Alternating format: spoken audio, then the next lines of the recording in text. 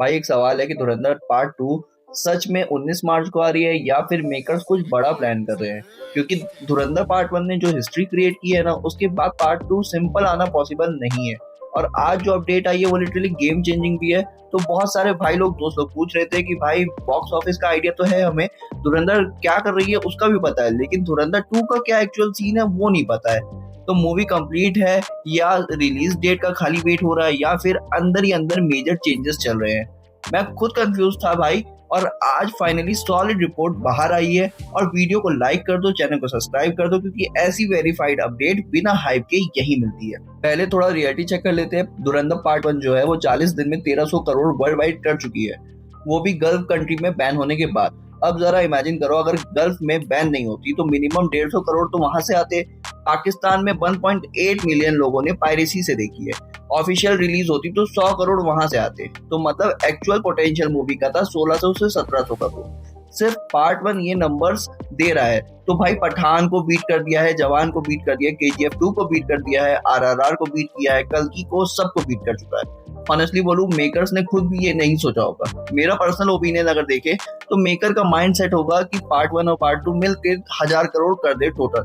लेकिन यहाँ क्या हुआ, पार्ट 1 अकेले ही गेम ओवर कर गया।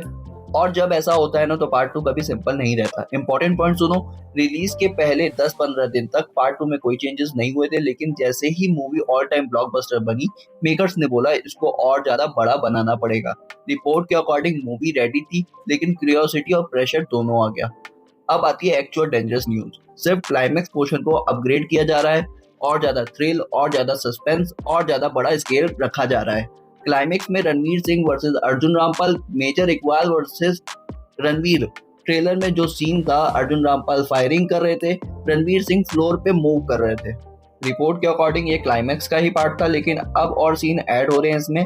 मतलब जो पावरफुल था अब उसको और एक्सप्लोसिव बनाया जा रहा है। स्ट्रेट आंसर दूं तो अभी मूवी फुल्ली कंप्लीट नहीं हुई है, क्लाइमेक्स पे काम चल रहा है, एडिटिंग ट्विक्स है, प्लस पैन इंडिया डबिंग हो रही है। याद रखो पार्ट 1 जो था वो सिंगल लैंग्वेज थी और पार्ट 2 मल्टी लैंग्वेज में आ रही है। अब सवाल ये है कि क्या 19 मार्च तक काम कंप्लीट हो पाएगा।